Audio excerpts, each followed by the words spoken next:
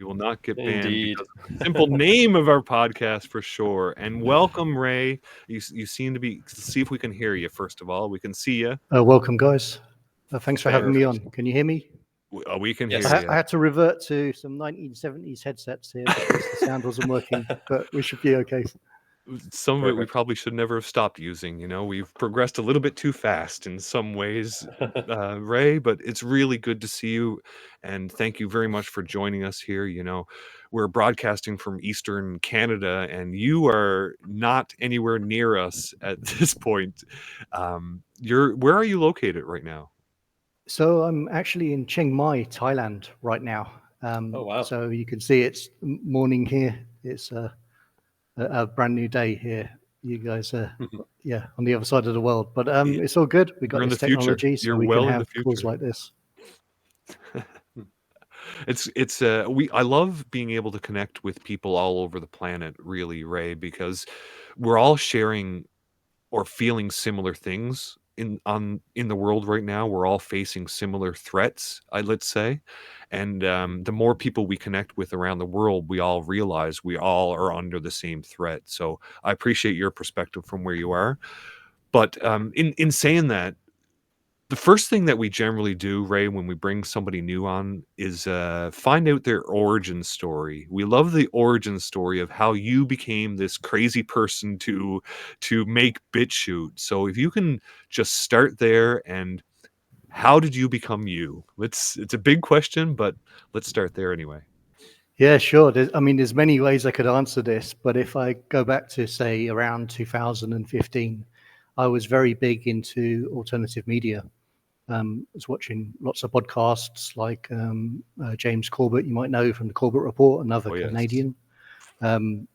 Guys who were more on the libertarian side, because that's what I felt I was myself.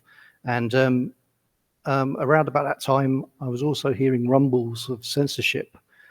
People were talking about not getting the reach that they once had. Videos were being removed from YouTube.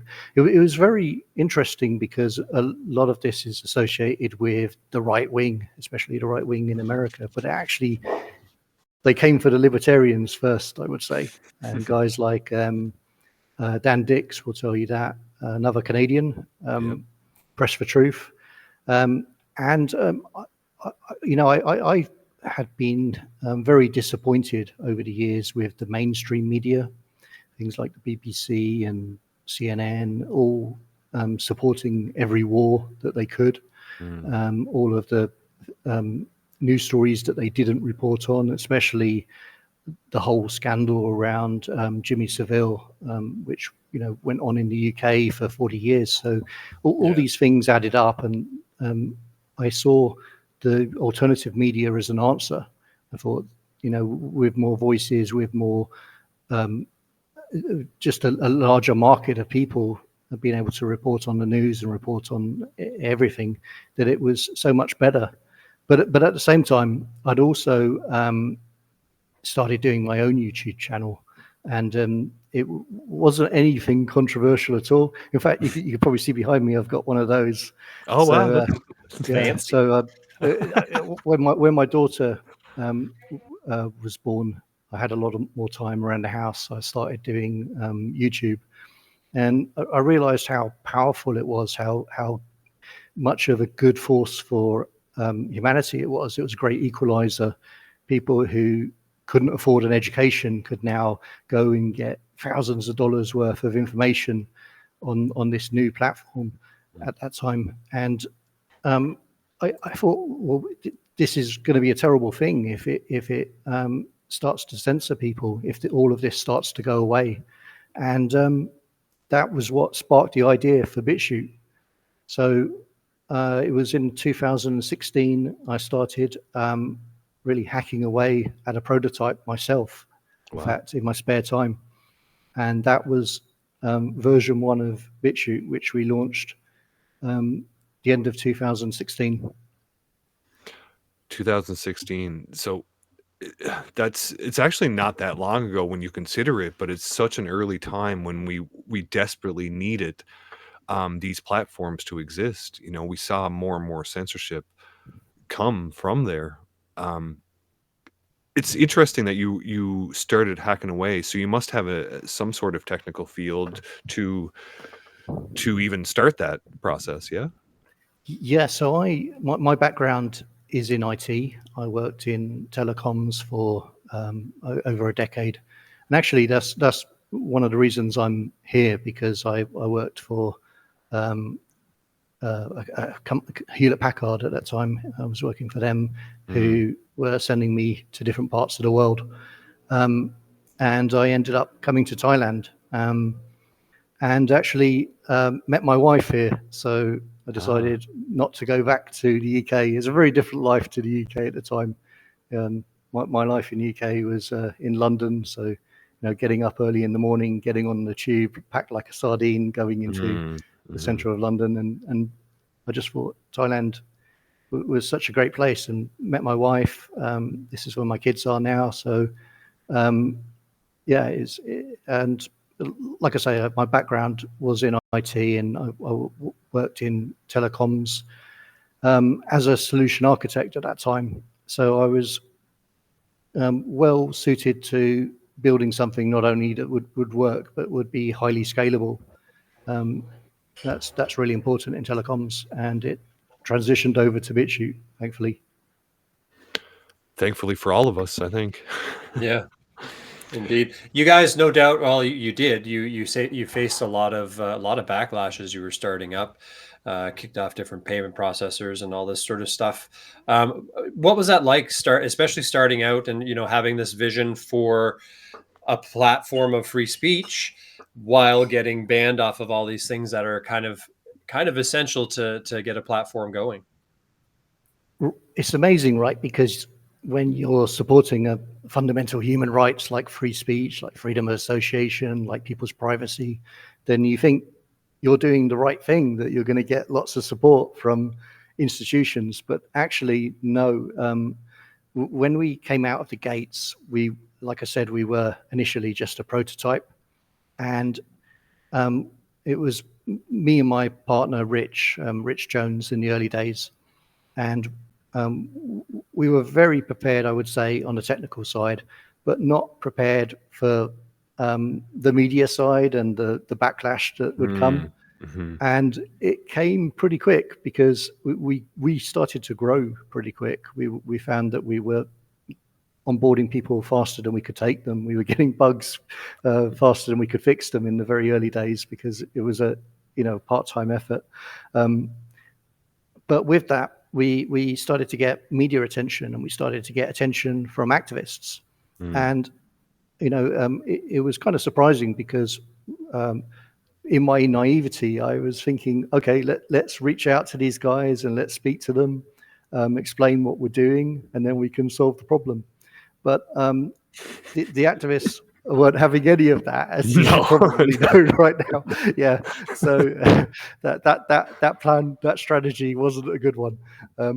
So instead, we had all sorts of hit pieces against us, and lots of lies. In fact, lies about our background, lies about the reasons we were doing this, and that was quite effective at getting us removed from all sorts of things. We were removed from payments processors, as you say. We were one of the early ones. There's actually a story about how we kicked off PayPal. We were asked to remove Alex Jones, and we wouldn't. Around the time that everyone was deplatforming him, no one, and it wasn't because we necessarily agreed with anything he was saying, but we just agreed that he had the right to say it, that he hadn't broken any rules on our platform, and that we weren't just going to bow to pressure like all the other companies were. So PayPal, hosting providers, we were kicked out of Office Space in the UK. Wow. Yeah, it was just relentless, but I'm quite a stubborn sort of guy, I would say. And we found new solutions, made Bitchute more resistant to these sort of things, really diversified our hosting so that we weren't hosted on one single place, but hosted across many different platforms, which made us not impossible to shut down, but more difficult. It meant that you couldn't attack a single point. And we've really we're still under these sorts of attacks today, Mm-hmm. but we're less naive now. We know what to expect, and I would say we still do try to reach out to the activists, even though you could probably say, right, it's kind of futile at this point, but Yeah. we still extend a hand and say, hey, if you ever want to come and talk to us, we're here. And it's just the way it is that they still haven't, which is crazy when you think about it, when they say their stated goals are supposedly to make the internet a safer place. And when we've reached a handout, they haven't even been curious enough to come and talk to us to find out, which really makes me think that these guys are grifters. They're not genuine people who really believe in their stated goals. Mm-hmm. You're probably right on that. And or they do believe in their stated goals, which is censorship and Yeah, getting it could rid be of that. competition, right? That is their goals. They want to get rid of it. And we are in a very interesting time right now, Ray, with a consciousness of freedom of speech, and we're seeing platforms crack down in different ways. We're getting the rug pulled out of us with Elon. We're seeing it.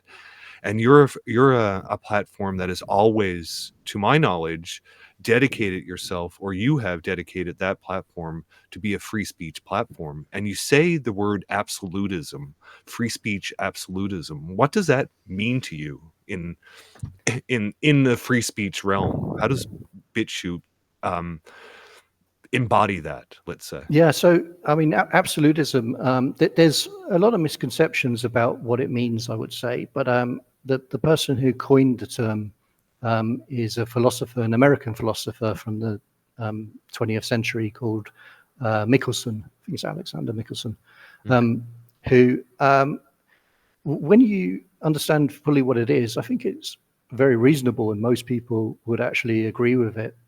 It's not that you can harm anyone with your speech. It's not that you can incite violence.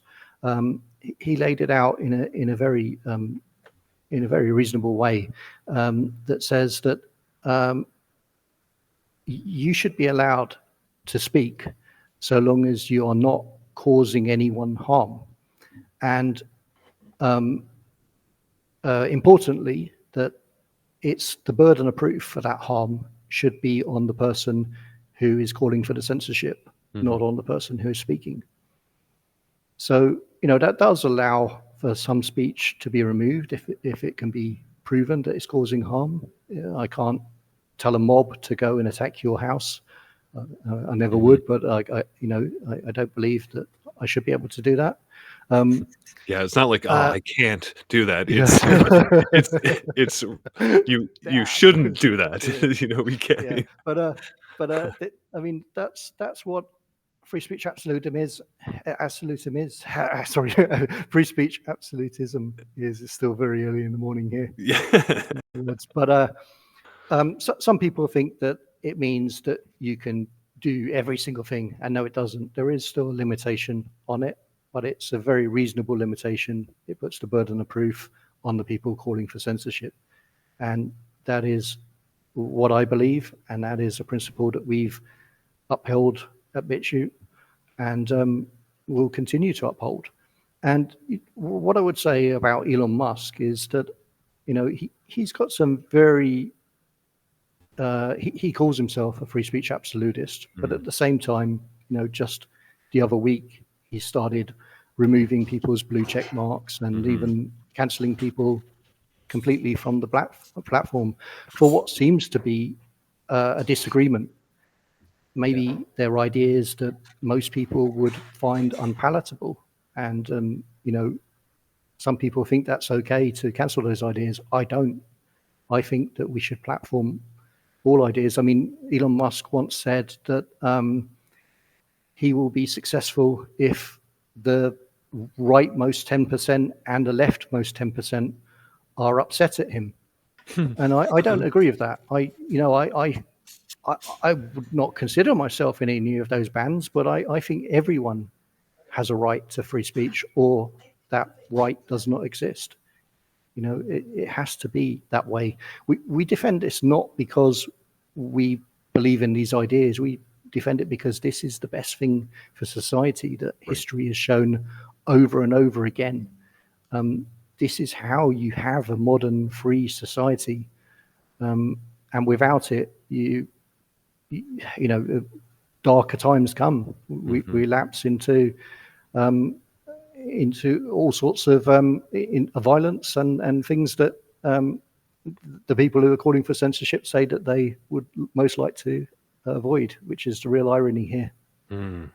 They create the dark. They let the most evil fester in darkness when we want to shine light on it and let it be challenged in open. You know, that's why it's so important to have these. And we do have increasingly tyrannical governments. Bitchute has faced more than just censorship in the financial realm. You've had to move from the UK to be a US company. Is that correct? What That happened is there? correct. That's lawfare happening in this case. Is that accurate? So I can speak about all of the regulation that's coming, and including the UK, and there's a lot. But actually, the thing that pushed us out of the UK wasn't that. We were completely deplatformed from the banking system in the UK. And in fact, we were really struggling throughout 2023 because we didn't have a UK bank. We couldn't even get a bank throughout Europe. It really is that bad. So in the UK, when you look at it on the surface level, there are a lot of banks. But actually, when you look under the hood, the newer banks, the challenger banks that you can get online, are dependent on only, I think it's 5 or maybe 6 large banks in the UK. And once you're banned from those, even the smaller banks, even if they want to take you on as a customer, won't be able to. They have to get approval from the larger banks. So it's a very centralized system. It's very controlled. The activists seem to have so much influence into it. There's no reasoning with these guys. And this is quite a long story. I could start with going back to 2021. We were banned from our bank at the time, HSBC, which we'd had all the way back from the start. And you might say, well, why were you with HSBC? And honestly, back in 2017, we thought a bank was a bank. We didn't actually think that the censorship was going to reach the level where high street banks were just refusing to accept our custom, even though, you know, we're a sustainable business. We weren't making a lot of money, but we were covering our costs. There were no black marks against us financially. But in 2017, we got a letter from HSBC telling us that they no longer wanted us as their customer. They didn't get into a reason. I've made that letter public. Yeah. They rarely give you reasons, as you know. That's one of the frustrating things about this deplatforming. You can't say, "Hey, what can we fix?" They don't want to tell you. Yeah, we've seen the same thing here in Canada. We've known a number of not companies, but we've known people who, dissidents, whatever you want to call them, who speak it out, who have been debanked, and same sort of thing. There's no like, oh, you did this or you did that. It's just, we're cutting ties with you. We're done. It's bizarre how they're allowed to do that. Like you said, like you did. Who thinks that a bank's not going to want your money? Like, it's a bank. I've got money. They want my money. Why can't we deal? But no, but like you said, it's the activist people. They'll bombard them with phone calls and emails and letters and all these sorts of things saying you need to cut ties with these people, or we're gonna, we know these top 10 people in your company or whatever it is, and we're gonna, have them pull business with you. And it's just it's disturbing how effective they are at what they do. Right.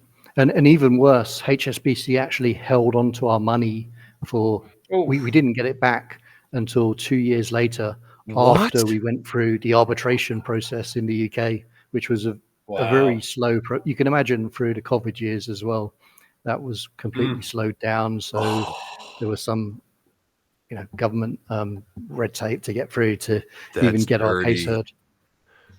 We eventually got our money back from them, but after 2 years, and at one point they said that they couldn't even find our money. They'd lost a record of it. So we were saying, well, if you can't find it, we've got evidence of it. Do you need to be investigated by some, banking irregularities yourself? Because this is just ridiculous. But the whole story with HSBC is a really crazy one, and I'm convinced that there were activists working with them or inside HSBC against us, because when this getting our money back saga went on for quite a bit, when we initially found a bank that would take us, we went through the ombudsman process.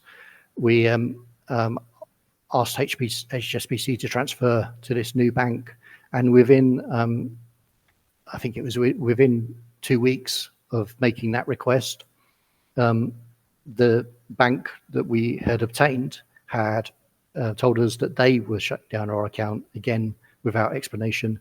In fact, the day that they shut it down was the day that the money that HSBC were transferring bounced back to the HSBC, which was kind of convenient. crazy. Yeah. And to make this even more ridiculous, this happened 2 times, not 1 time, but 2 times with 2 different banks. What? Each within 2 weeks of us telling HSBC where to transfer the money. So we went to the ombudsman and said, look, this is too much of a coincidence. This is not possible. And the way it works in the UK, they wanted us to provide stronger evidence than just this coincidence, and we couldn't. So our case didn't yield any more fruit. They don't really have much investigative powers. They actually rely on asking the bank, have you done this? And we pointed out to them, hey guys, this is kind of ridiculous. If there's someone working inside the bank doing this to us, they're not going to say, yes, we're doing it. But it didn't matter. So with all these troubles and not being able to, we reached a point after that we couldn't get another bank. And in fact, we had tax owed to us from the UK government, and we couldn't pay that to ourselves because they would only pay it into a bank with the company name. So the whole situation in the UK really, really became a nightmare. And to top it all off, I think the final straw was we were removed by our insurance provider. We had insurance, business insurance, just standard business insurance that every business needs. We had that since we started the company. And when it came up for renewal, they just told us that they were removing us. We looked around and it was the same situation. We got rejected by every insurance provider. We went to specialists. They couldn't find us someone. They eventually found us. They were saying, we've got this guy on the Caymans who is prepared to insure you. And we were like, okay, that's too much. So all of that was what led to us becoming a US company last year. And the US, thankfully, is still a lot better. They do have a real competition in their banking market. So you can find smaller banks that will take you. And actually, we found a really nice bank that welcomed us with open arms. They reached out to us, heard about our story, and said, hey, come bank with us. We like free speech. So are you able to promote that bank? Awesome. Do you know, I'd need to check with them. Yeah, I don't think I only asked because looking for. Don't spoil it. No. We love to. We shit on a lot of companies, but I also like to take the opportunity to promote companies that we value as well. So if that's the only reason why I asked, it's not because I'm nosy, but if you can send me a note and I'll promote it later on or something like that. But it's important that we do that. I'm a bit reluctant to say their name on anything because I just don't want to bring the activists down on their head. No, totally exactly. Yeah. Understandable. I get that fully, Ray. It's a crazy world out there, and that's a crazy story what you faced with the banking industry. It's not surprising knowing the challenges that some of the distance had here, but it's crazy to face that level of you keep on saying activists, and it's a funny way to look at it. It is activism, but it's lobbying, it's government corruption, it's way bigger than just people on the streets protesting. You know what I mean? What's happening here? It's a higher level of corruption and manipulation that I think is happening. It's devastating. Right, and these groups, they are well funded, they're well resourced, they have more money than us, frankly, more staff. Oh yeah. So they're very formidable opponents when they set out to destroy your business. They know what they're doing. They've done this many times, and there's so many times where it would have been easy just to give up. Yeah. You're just thinking, why am I doing this? They're going to get me eventually, but they haven't. We've been going for 8 years now, and we intend to keep going a lot longer, because you just can't give in to bullies, right? If you give in, then it just becomes easier for them to, reach their objectives, which, I do believe now. I used to believe that, I used to think that they were more mistaken. Now I think these guys are sometimes more evil. They just want to control everybody and, stifle any dissent and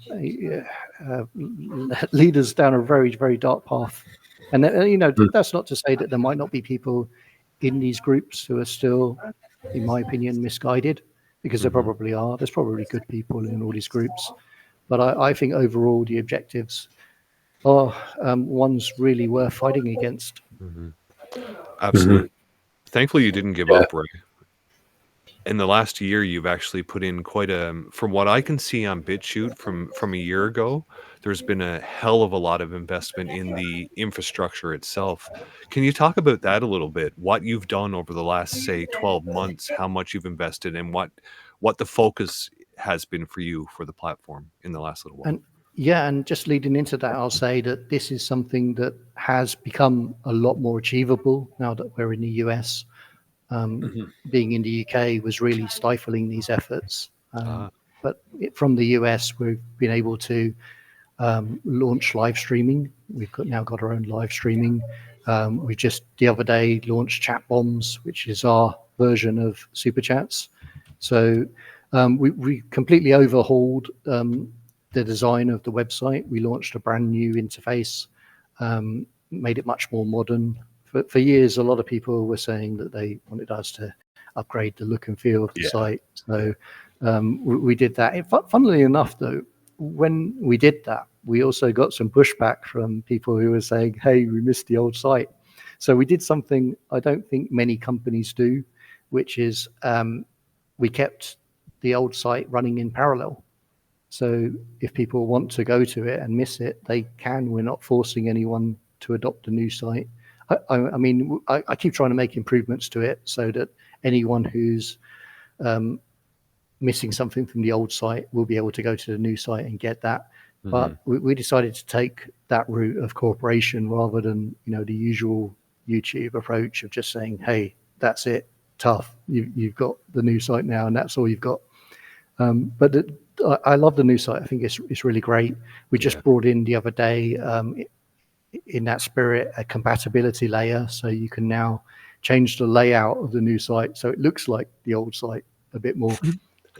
Which I haven't even there's a lot of stuff that you can play with in Bitchute. I haven't even really taken enough of an effort to find out, and now you keep adding. That's fantastic. What else have you? The focus obviously is functionality and increase usability in this point, but what else have you been working on? So we also launched payshute.com, which is our payments platform, which years ago I might not have thought it was necessary, but now after all of I've been through, you really do have to have more options, and that is very necessary to have. We also brought in new monetization models. So for years we didn't have credit card processors, so we were pretty limited in what we could do. We really want to be membership supported, and we're pushing the memberships because if that's a really great way that the community can support us, and then we can support them better. But we did also bring in advertising, and for us, we've tried this a few times over the years, but for us, we've done something I think very unique there. I don't know of another platform that's ever done it. We give everyone the option to turn off all adverts for free. It's just a checkbox. They can go into their settings, click I don't want adverts, save, done. That's awesome, right? So Nobody. yeah. That's great. Sorry, it's a social experiment. It's something that no one else has done, and I was told I was crazy when I even came up with the idea for that. But we've got that in there. It's a unique thing because you still encourage people to leave them on because it's supporting the site. If you're a fan of Bitchute, then yeah, why wouldn't you leave it on? I left mine on just to support you in that way, right? But it's only the fact that you gave me the option that I want to do that. I was complaining about about the ads on Bitchute about a month ago or whatever it was, and you corrected me. You actually said, you gave me that information. That's something you should probably make more aware of, that these options are out there for people. Each user has the ability to do what they want to make their experience tailor-made to their needs and wants, and that to me is beautiful. That's very much in the spirit of freedom to me. So kudos on that move, Ray. That's great. Yeah, thank you. And we've had that feedback from quite a few people actually, where they've come to us. They've been a bit angry about the adverts. We've said, hey, do you know you can do this? And then they've gone away and left the ads on. And exactly. It's kind of amazing, really. It's just people are, more angry at having something forced down their throat. And I don't think YouTube could do something like this. I think if a company like Google came out and gave their users an option like this, I think that would be it. Everyone would just turn off the ads. Oh, yeah. Well, they'd be done. They'd be done. I mean, they literally have departments dedicated to preventing people from using ad blockers. So, I mean, people would be all about blocking them there. So, yeah, it would be it'd be pretty fun. So I think it only works when it goes hand in hand with preserving people's other freedoms, their freedom of speech, their privacy. When you do all of these things together, then that's where people respect the platform enough to know that it needs money and don't turn it off, or do turn it off and support us in a different way, which we're more than happy about. And we're more than happy if people just turn it off as well. If they can't afford to support us, but they just really don't like ads. Your choice. That is one thing that I've really noticed, especially over the last 4 years, as we've kind of really, kind of been more immersed in trying to be separate from, whatever the system is. The freedom people, the dissident people, whatever you want to call them, I find they're very generous of people who are giving to them. So a Bitchute is giving to them free and is willing to give it to them ad free, but here, let me, I'm still going to, let the ads flow. I'm still going to throw donations at it. We see it in I'm a musician, I put a song online for $1. Somebody sends me $8 for it. Like they're the people who are supporting the right, the dissident, whatever you want to call it. I think a lot of them get it. Whereas kind of the people, mainstream people, it's the consumer, consume. Mm-hmm. But on, for those more freedom minded people, I know I really, as a musician, I really appreciate that they appreciate that you're giving something to them. And that's no doubt what you're seeing with Bitchute as you offer to give it to them ad free, but they're like, you know what? Let's just let it go anyway. Do you have any teases of what's coming, Ray? Oh yeah, so we've got things like coming out almost every week now. It's getting difficult for me to track them because we're really ramping up the development. We've already had some feedback on the chat bombs, so we're putting in some changes for that this week. Someone mentioned that they collect their chat bombs in their Telegram group, and they like to have like a callback that allows them to send all of their chat bombs for every app to their Telegram group. So we that was a quick thing that we got, quick feedback that we're putting in. Awesome. So we want to improve the monetization, not only how we monetize ourselves, but how we monetize you guys. So we're building out Bitchute, having more options there. Funnily enough, so we love crypto. We're big fans of crypto, but that doesn't support crypto at the moment, and that's because we're so newly out of the UK that we've had to shift to US regulations and figure that all out again. But we want to get crypto back working inside of Bitchute. Right now, it's just credit cards. So it's the opposite way around to how we had to survive the last few years. In fact, we're one company that has had to run solely on crypto for extended periods for the best part of a year or more, maybe.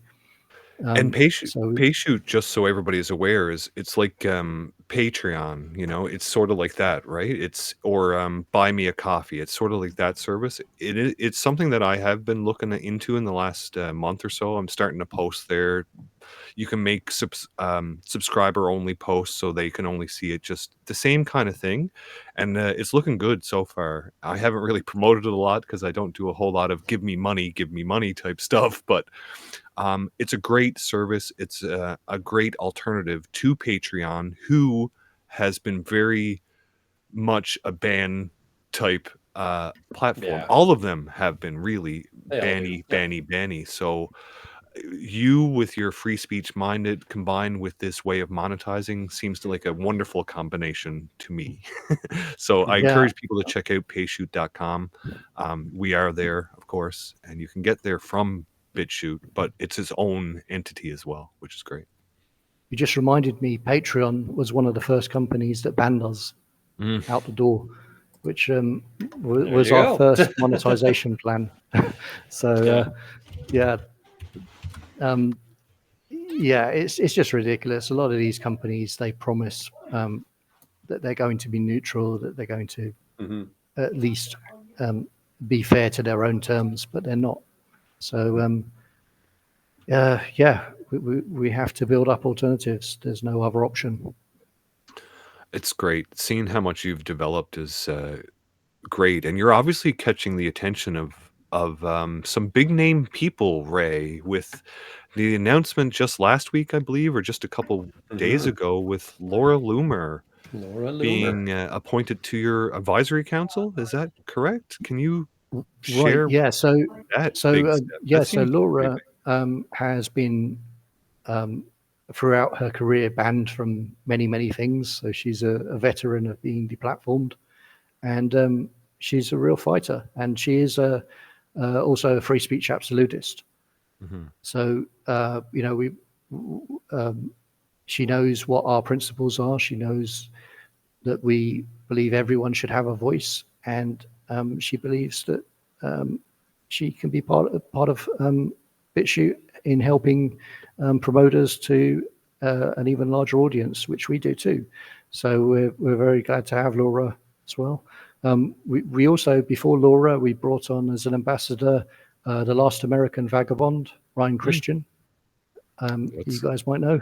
So he's someone I've followed his work for years, in fact. So I'm really thrilled to have Ryan with us. So we're looking to bring people on who can, from a diverse pool of people, different backgrounds, reaching different audiences, bringing different advice. We also brought Larry Sanger, who is one of the co-founders of Wikipedia, which is so he's the co-founder who's no longer part of Wikipedia because he really doesn't believe in the way that they've gone. And in fact, it's kind of ironic that we probably have the worst Wikipedia article of anyone on the planet. And we've also got one of the co-founders on our advisory board. Yeah. So we're looking to bring on people who can help us in so many different ways, help us, advise us what we need to build, how we need to build it, keep us honest, keep us, if we're ever doing anything that we shouldn't be, advise us that way, help us navigate these really difficult times and really difficult place to be, especially with everything that's changing now with the governments. It's nonstop at this point. Yeah. Did you hear any negative backlash about the Laura Loomer? Yes, I would say yes. I would Yeah. say so. For one, she's Jewish, and Yeah, there's I some figured people this is who are always exactly what I'm negative- bringing up. That negative was the backlash assumption. if you bring a Jewish person onto your advisory board. But you know, I've always tried to, you know, I've always said this is not about pushing one ideology. It's never been that for me. It's never been about pushing my views on other people. It's been about providing a platform where we can have people from just every background share their views.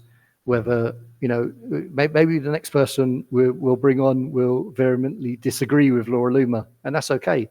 It should be like that. It should be, you know, it was like this in my lifetime, where you could meet with people, you could have a disagreement, a friendly disagreement, and you could still walk away friends. It seems like today the aim of some groups, of some platforms even, is to drive a wedge into society, to say, hey, no, you can't talk to those people over there. You can't talk to those people over there. You have to remain in your group and only push your very narrow-minded set of views. Yeah, it's that been a seems weird to be- change in the last like 5 years or so, where it's like we used to all get along. Like we used to just say, you know, you can be a liberal, I can be a conservative, you can be a this, you can be a that, but we're all still good. But for whatever reason, it's just doesn't seem to be that way anymore, and it's bizarre.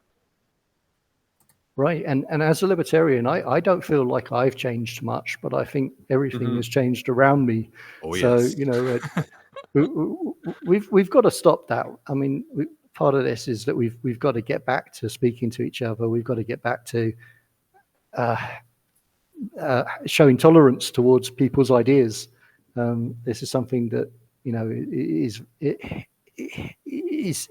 just if we don't fix this, it's just going to lead to more and more problems. So, you know, that's something we're very keen to do on Bitchute, to make sure that everyone is heard, that everyone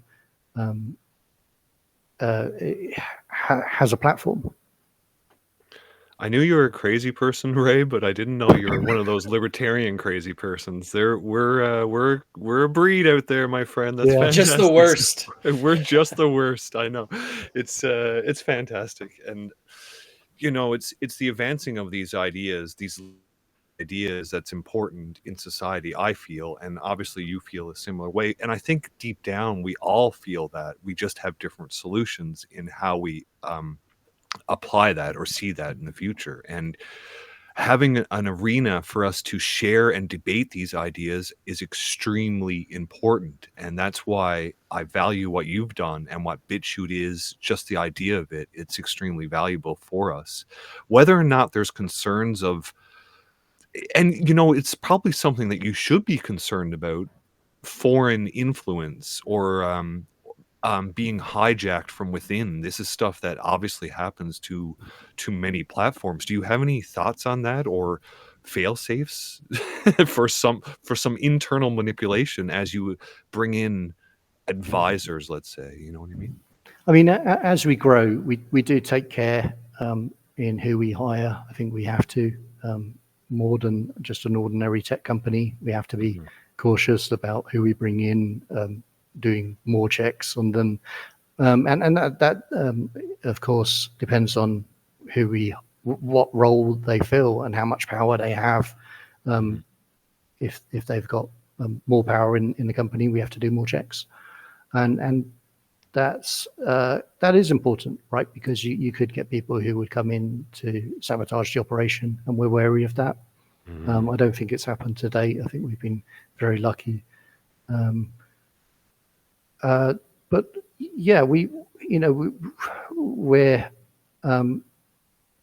I don't think we should ever get too cautious to the point that we're not willing to open the door to people with very different views. So, you know, I would very much welcome people in from the left, from the right.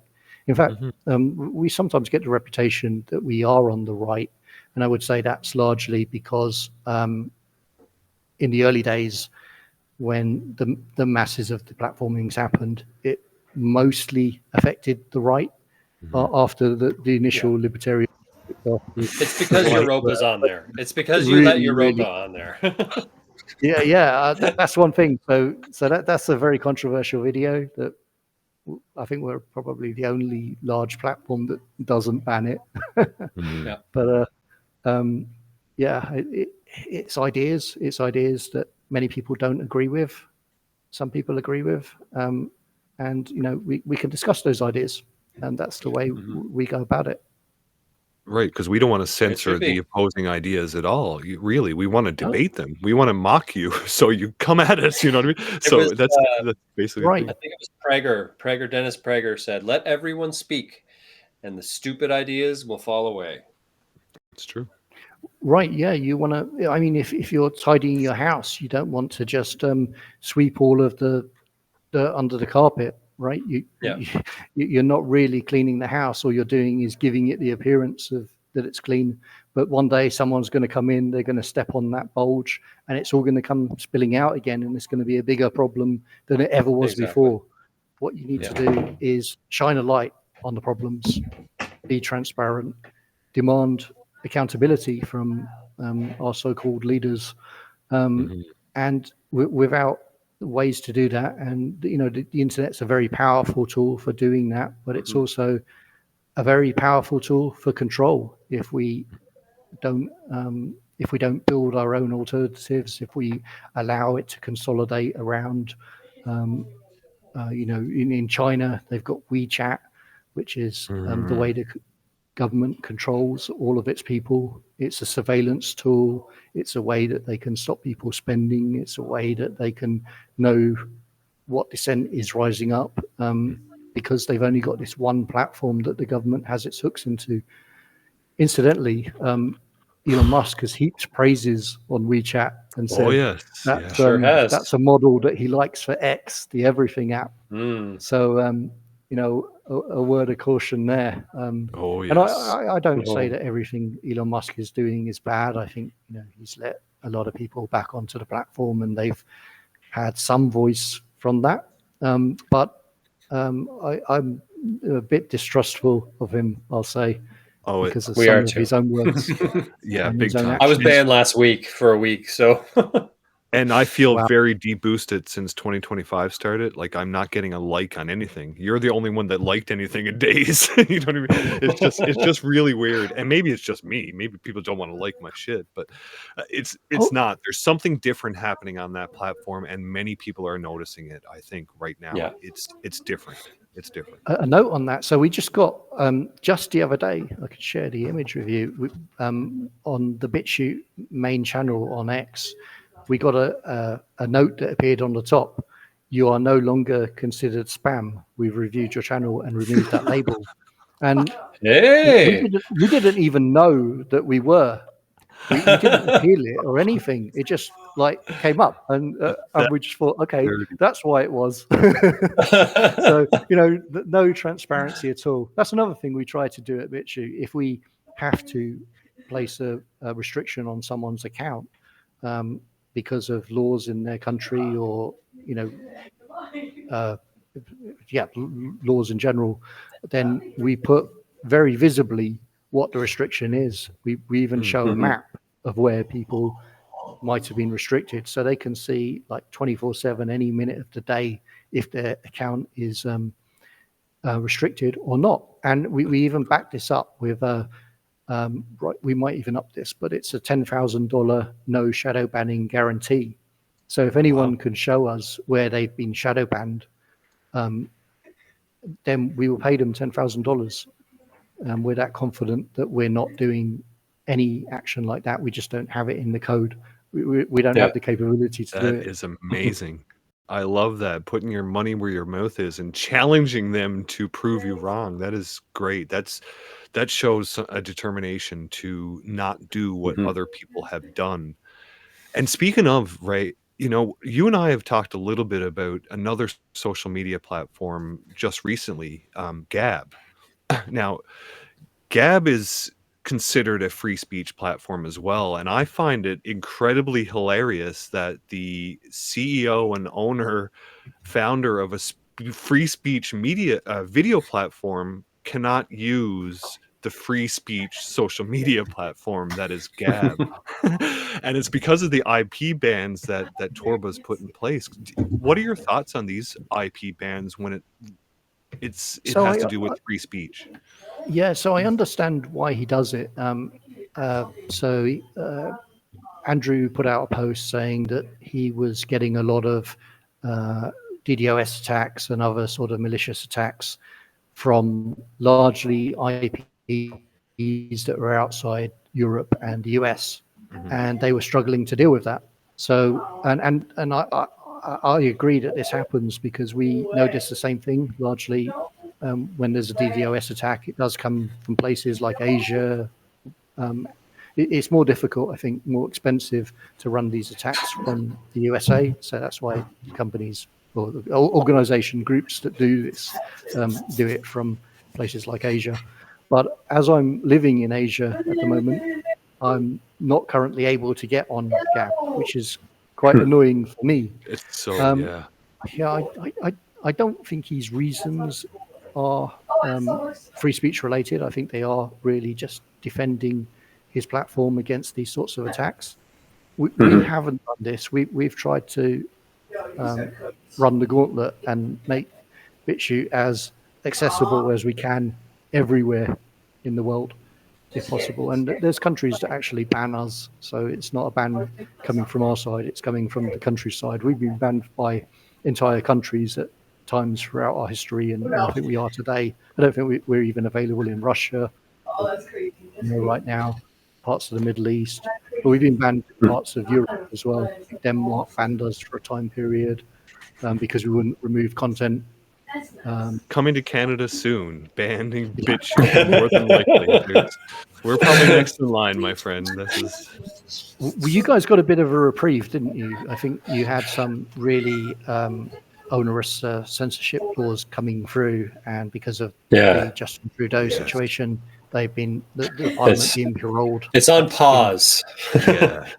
Yeah, it's on pause until the next whatever. But yeah, Bill C-63 is going to basically block us all out of the internet anyway if we have any kind of opposing views. So maybe you'll see a lot of Canadians with VPNs starting to hit up Bitchute soon. And they shouldn't wait till then, though. This is what I encourage now, that everybody should build your homes and get ready when you get banned off of Rumble for whatever shit you're going to say in the future that Rumble doesn't want, there's a level of trust that we're putting into Bitchute as well. Obviously, we've been screwed over as free speech loving people so many times by platforms that have just pulled the rug or just couldn't make it happen, that we have to trust someone along the line.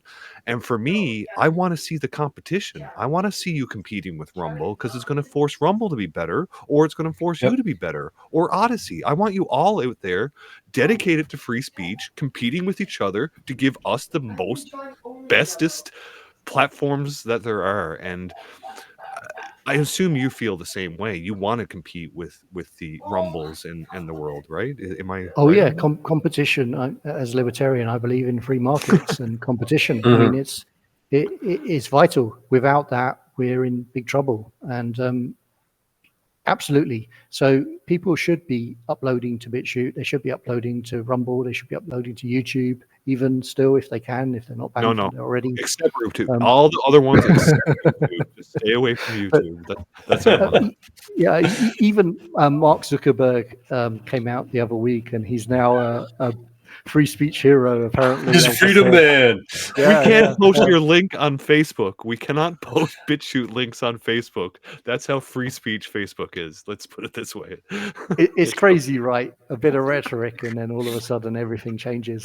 But I would even say, still, while you can, still use these platforms. But if you can, push people to other platforms, not just Bitchute, but other freedom platforms that have built up your trust over the years, who have proven time and time again that they're willing to go to battle to defend your speech, that yeah, use the moments of freedom that we get on these larger platforms to do that, to send people towards wherever you want to send them. But hopefully it's Bitchute, and Hopefully. we'll keep fighting the fight. And if we haven't earned your trust already, we'll keep trying to earn it. I think you need a live tab for what's live right now. Do you have one of those on your front page, just saying live? Oh, we do For, like, actually. do Yeah. you? I So don't think I noticed it. it's a second row, live now. It's on the new site only, not on the old site. Oh, maybe I'm just But anyway. if you It's look beautiful, below, Ray. It all looks suggested, fantastic. it's I live love now. it. Yeah, we might. Okay, we might need to fix that then. By the sounds of it. Oh, I If see. not, Okay, wait now. I can see it here now. I was just not browsing. Anyway, it's there, Yeah. and I see us there Okay. live in We're the. there. We're there, Yeah. so that's fantastic. So it's all developing very nicely, Ray. I love that you're out there doing it. I love that you're dedicated to free speech absolutism. It's all valuable to us, and I do encourage all our friends to make a profile. If you haven't, start using the live stream. You can connect the same as everything. You can the stream keys and all that is very similar to the rest. And if you're not there, I encourage it. There's a very underrepresentation of Diagolon on Bitchute, I find. So that's a challenge to all of you DAG creators out there. Get on the platform and support the people that are trying to support us through much adversity, as we've learned from Ray this evening. Ray, where can we find you besides Bitchute? Besides bitchute.com/Ray, which is how we can find you on Bitchute, but where else are you on the old internets? So I'm still on X. I find that's still a good way to at least DM people, where I was talking to you guys. At Ray Vahey on X. I'm actually considering setting up a TikTok in the next 24 hours before it's shut down. We did that this week too. We did too. Just because I think it's terrible that governments are able to just shut down any company. Yes. And that's completely wrong in my point of view. And I'm not even a lover of the format of TikTok, but I think that giving governments that much power is wrong, and we should resist that in any way we can. So we speak out against any overreach by governments like that. And I will be joining it in the last 24 hours of it existing in the US, I think. I love it. Just because. Just do it. Oh, man. It's fantastic.